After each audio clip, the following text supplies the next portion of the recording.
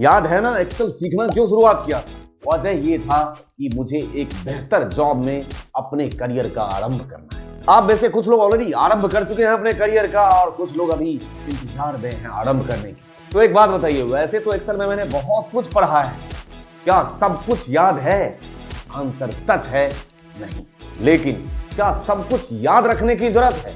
उसका भी आंसर है नहीं। याद रहे, इंटरव्यू फोड़ने के लिए सब कुछ नहीं, बस कुछ सही बट बेहतर तरीके से याद रखने की जरूरत है। तो आगे के वीडियो में स्ट्रेटजी इंटरव्यू फोड़ने का, वो भी प्रूफ के तौर पे नंबर ऑफ कंपनीज के इंटरव्यू क्वेश्चंस के साथ। इनिशिएटिव लिया है, क्या हुआ? ब्रह्मांड। बहुत सारे कंटेंट पढ़ लेने में और इंटरव्यू फोड़ने में बहुत बड़ा फर्क होता है। स्ट्रेटजी से काम चलता है।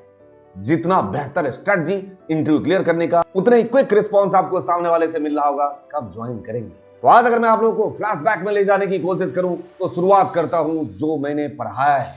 क्या सब याद रखने की जरूरत है या याद है? एक बार ही क्या शुरुआत हमने की थी बेसिक फॉर्मेटिंग से, चाहे वो कस्टम फॉर्मेटिंग हो, कंडीशनल फॉर्मेटिंग हो। उसके बाद कई सारे फंक्शन कैटेगरीज हमने पढ़े थे, logical function, math function, date function, text function, statistical function. फिर हम लोग उस फंक्शन के एडवांस वर्जन की तरफ जब गए थे तो हमने सीखा था V lookup, H lookup, index, match, choose, indirect, offset, कई सारे फंक्शन। उसके बाद जब रिपोर्टिंग की बात आई, समराइजेशन की बात आई, तो sorting, filter, advance filter, data validation, सब टोटल और pivot table, chart, dynamic chart, dashboard. आपको लगता है सारे याद हैं? बहुत सारे तो मेरे साथ ही रह गए होंगे, आपके पास तक तो पहुंचा ही नहीं हो।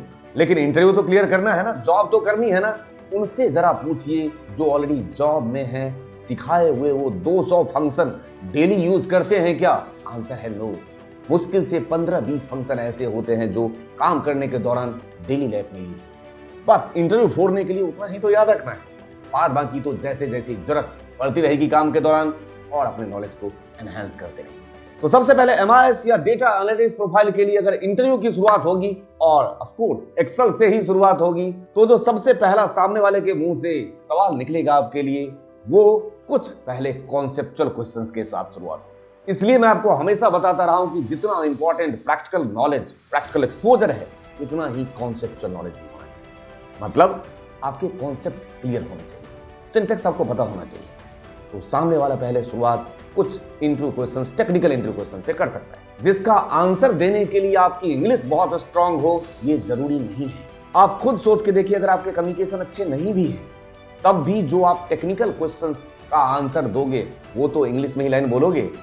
तो वो अगर आपको याद है, वो आप अगर पढ़ के गए, तो सामने वाले को पता भी नहीं चलने देंगे कि आपकी कम्युनिकेशन बहुत वीक है। तो कॉन्सेप्चुअल टेक्निकल राउंड के बाद जब मशीन राउंड की बारी आएगी, किसकी बात? सबसे पहले शुरुआत वी लुकअप के साथ। तो अब आप लोग टॉपिक नोट करते जाइए, क्या क्या पढ़ना है। वी लुकअप लगाना आना चाहिए, बहुत ही आसान है, आप लोग लगाते आए हैं। उसके बाद पिवोट टेबल और चार्ट, इनसे क्वेश्चंस आने की संभावनाएं नहीं, आएगा ही आएगा। ठीक है, पिवोट टेबल बढ़िया से प्रिपरेशन करें। उसके साथ साथ डैशबोर्ड की जरूरत नहीं है, सिर्फ बताने के लिए काफी होता है कि हाँ मैं डैशबोर्ड पे काम कर लूंगा। सामने वाले को यकीन दिलाना बहुत जरूरी होता है कि तुम काम दोगे, मैं काम कर सकता हूं, अगर मुझे कोई चीज नहीं आती है मैं सीख सकता हूं। उसके बाद काउंट इफ और सम इफ से क्वेश्चन ना आए, ऐसा हो नहीं सकता। जरूर इसकी प्रैक्टिस आपके पास होनी चाहिए।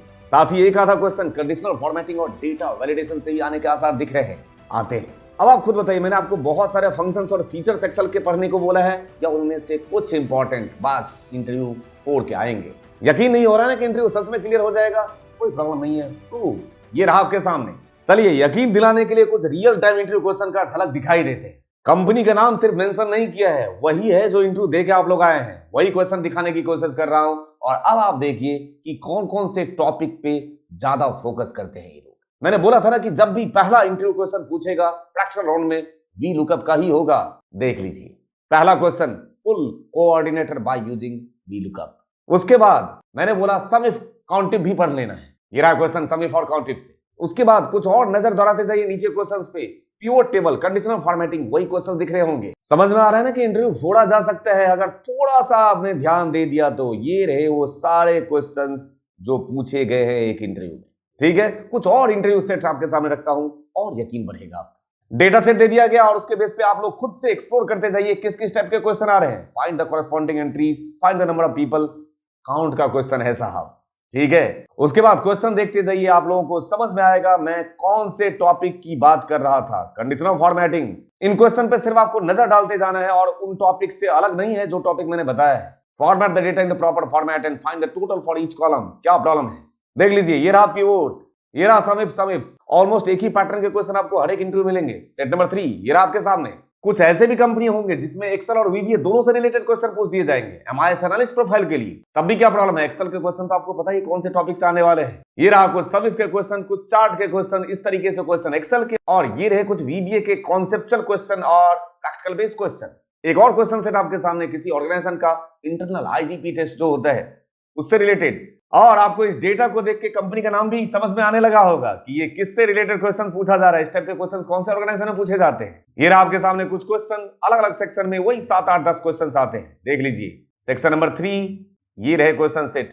मैक्सिमम क्वेश्चन आपको काउंट इफ, सम इफ, इस तरीके का ही क्वेश्चन दिख रहा होगा कैलकुलेशन करने के लिए। ये कुछ आपके सामने लुकअप से रिलेटेड भी क्वेश्चन है। अब आपके सामने 5वां सेट रखने जा रहा हूं और काउंट से रिलेटेड, चार्ट से रिलेटेड, ये देख लीजिए इसी टाइप के क्वेश्चन पूछे जाते हैं।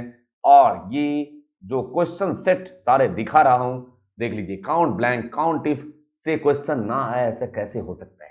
ये जो क्वेश्चन सेट मैंने 5 कंपनी का आपके सामने रखा, ये यकीन दिलाने के लिए काफी है कि सब कुछ पढ़ने के बजाय कुछ चीजें अगर आप फोकस्ड होके पढ़ें तो इंटरव्यू फोड़ा जा सकता है।